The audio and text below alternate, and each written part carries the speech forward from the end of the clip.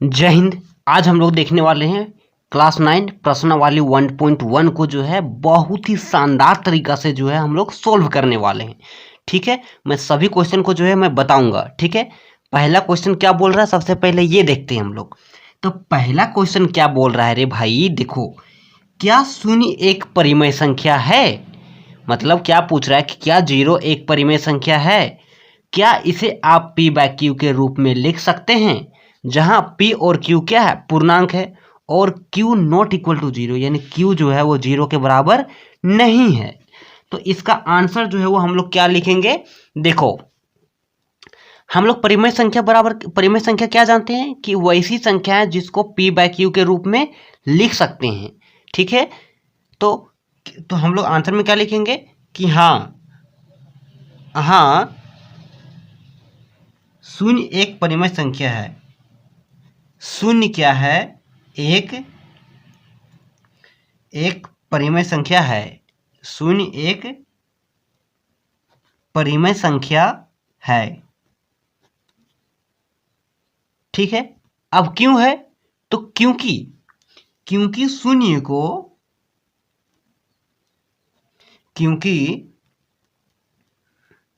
क्योंकि शून्य को 0/1 या 0/2 या 0/3 यानी कि मतलब क्या, यानी कि p बाय क्यू के रूप में लिख सकते हैं। यानी कि p बाय क्यू के रूप में लिख सकते हैं। ठीक है, p बाय क्यू के रूप में लिख सकते हैं। ठीक है, जहां p और q क्या है, पूर्णांक है। जहां p और q क्या है, तो पूर्णांक है। जहां p और q क्या है, तो पूर्णांक है। और क्या दिया गया है, और q नॉट इक्वल टू 0 यानी q जो है वो 0 के बराबर नहीं होना चाहिए। मतलब कि क्या, कि जो नीचे वाला पार्ट है ना, ये कभी 0 नहीं होना चाहिए। ठीक है, ऊपर वाला 0 हो सकता है लेकिन नीचे वाला 0 नहीं होना चाहिए। तो हम लोग आंसर क्या लिखें कि हाँ शून्य एक परिमेय संख्या है, क्योंकि शून्य को हम लोग 0/1, 0/2, 0/3 के रूप में लिख सकते हैं, यानी कि p बाय क्यू के रूप में लिख सकते हैं। इसलिए शून्य क्या है, एक परिमेय संख्या है। ठीक है, अब हम लोग अगला क्वेश्चन जो है वो देखते हैं क्या बोल रहा है। तो क्वेश्चन क्या बोल रहा है कि 3 और 4 के बीच में 6 परिमेय संख्या ज्ञात करिए। कितना परिमेय संख्या बोला है भाई, तो ध्यान से देखना, 3 और 4 के बीच में 6 परिमेय संख्याएं, कितना बोला है, तो 6 परिमेय संख्याएं जो है वो निकालने बोला है। ठीक है, तो दूसरा नंबर क्वेश्चन जो है वो हम लोग देखते हैं क्या बोल रहा है, 3 और 4 के बीच में 6 परिमेय संख्या है। ठीक है, तो देखो हम लोग क्या करेंगे, कितना परिमेय संख्या निकालने बोला है, तो 6 निकालने बोला है ना, तो 6 में से 1 जोड़ दो तो क्या हो जाएगा, 7। तो 6 + 1 क्या हो जाएगा, 7। जितना बोलेगा उसमें से 1 जोड़ देंगे। 8 बोलेगा तो उसमें से 1 जोड़ देंगे। ठीक है, तो अब क्या करना है, 3 और 4 के बीच में निकालना था ना, तो पहला किसके बीच में, 3 के बीच में। तो इसमें जो है वो ऊपर भी 7 से गुना करो और नीचे भी जो है वो 7 से गुना करो। ऊपर भी 7 से और नीचे भी 7 से, क्योंकि यहाँ पे 7 आया था। तो क्या हो जाएगा, 7 तिया 21 बटे में 7 आया। ठीक है, और क्या था, एगो 4 था ना, तो 4 को भी जो है वो गुना करो, ऊपर भी 7 से और नीचे भी 7 से।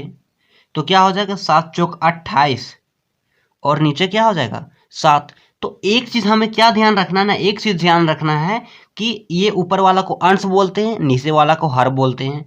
तो हर जो है ना, इसका और इसका दोनों का क्या होना चाहिए, सेम होना चाहिए। तो इसका भी हर जो है वो सेम है, इसका भी हर जो है वो सेम है। इसलिए हम लोग क्या लिख सकते हैं कि 3 और 4 के बीच में अब कितना लिखना था, 6 लिखना था ना। तो अब हम लोग जो है लिख सकते हैं, क्या लिख सकते हैं कि 22/6, 22/7, 23/7, 24/7, ये सब लिख सकते हैं। तो इसका आंसर क्या होगा, 3 और 4 के बीच में 6 परिमेय संख्या है, तो एक तो 22/7 और क्या हो जाएगा 23/7 और क्या हो जाएगा 24/7 और क्या हो जाएगा 25/7 और क्या हो जाएगा 26/7 और क्या हो जाएगा 27/7। तो देखो निकला हमारा 1 2 3 4 5 6, तो 6 ही ना निकालना था हमारा। तो ये दूसरा नंबर क्वेश्चन हो गया कंप्लीट। ठीक है, अब हम लोग देखते हैं तीसरा नंबर क्वेश्चन। तीसरा नंबर क्वेश्चन क्या बोल रहा है कि 3/5 क्या बोल रहा है, 3/5 और 4/5 के बीच में 5 परिमेय संख्या निकालना बोला है।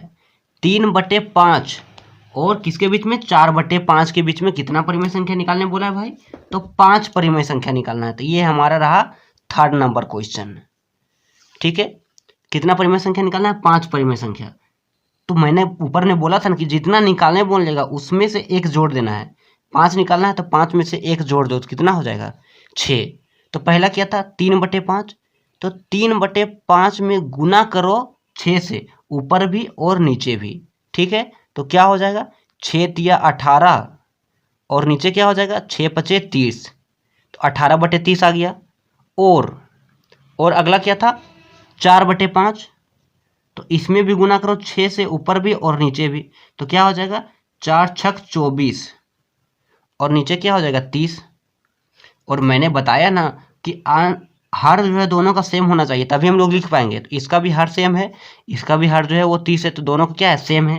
तो इसलिए जो है अब 3/5 और 4/5 के बीच में 5 परिमेय संख्या कौन कौन सा होगा, 18 और 24 के बीच में लिख दो। तो 18-24 के बीच में क्या होगा, एक तो 19/30, एक 20/30, एक 21/30, और क्या बोल सकते हैं हम लोग, एक 22/30 और एक 23/30। और भी लिख सकते हैं हम लोग, लेकिन हमको लिखना कितना था, 5 ही लिखना था। 1 2 3 4 5, ये हो गया, 5 लिखना था, तो हमारा 5 जो है वो कंप्लीट हो गया। अब अगला क्वेश्चन देखो, 4 नंबर क्वेश्चन क्या बोल रहा है भाई। तो 4 नंबर क्वेश्चन जो है वो क्या बोल रहा है,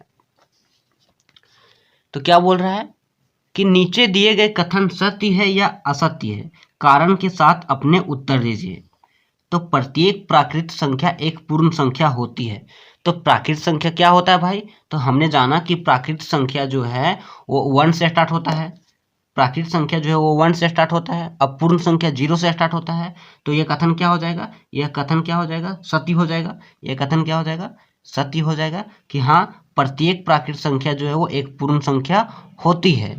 ठीक है, कारण भी लिख देंगे, कारण में क्या लिख देंगे कि प्रत्येक प्राकृतिक संख्या एक पूर्ण संख्या होती है। यह कथन क्या है, वो सत्य है। इसका ये था इसका पहला नंबर। दूसरा नंबर क्या बोल रहा है, तो दूसरा नंबर क्या बोल रहा है, तो देखो दूसरा नंबर क्या बोल रहा है कि प्रत्येक पूर्णांक एक पूर्ण संख्या होती है। प्रत्येक पूर्णांक जो है वो एक पूर्ण संख्या होती है। क्या यह कथन सत्य है, यह कथन बिल्कुल असत्य है, सत्य नहीं। की पूर्ण संख्या जो है 0 से स्टार्ट होता है। अब पूर्णांक में जो है नेगेटिव वाला भी आता है, तो नेगेटिव वाला पूर्ण संख्या में तो होता नहीं है।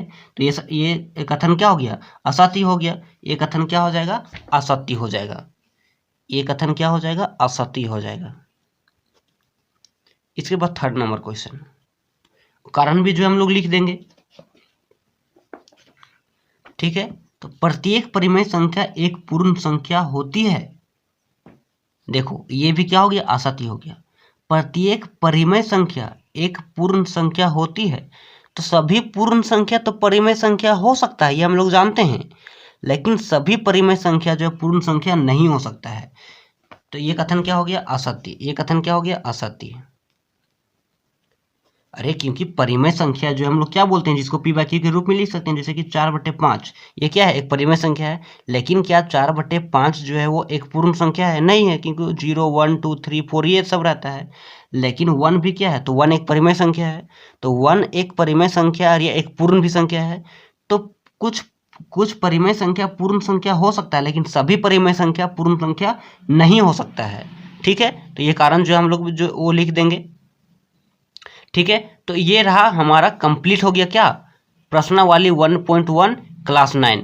पहला क्वेश्चन हम लोगों ने देखा, दूसरा क्वेश्चन भी देखा, तीसरा भी देखा, और चौथा भी क्वेश्चन को जो है बहुत अच्छी तरीक़ा से जो हम लोग जो है वो सोल्व कर लिए हैं।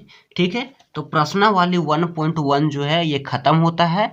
आई होप बहुत अच्छी तरीक़ा से जो है वो आप लोगों को समझ में आ गया होगा। अब हम लोग नेक्स्ट वीडियो में क्या देखेंगे, प्रश्नावली 1.2 को। आई होप सब समझ में आ गया होगा। अब हम लोग मिलेंगे नेक्स्ट वीडियो में। धन्यवाद।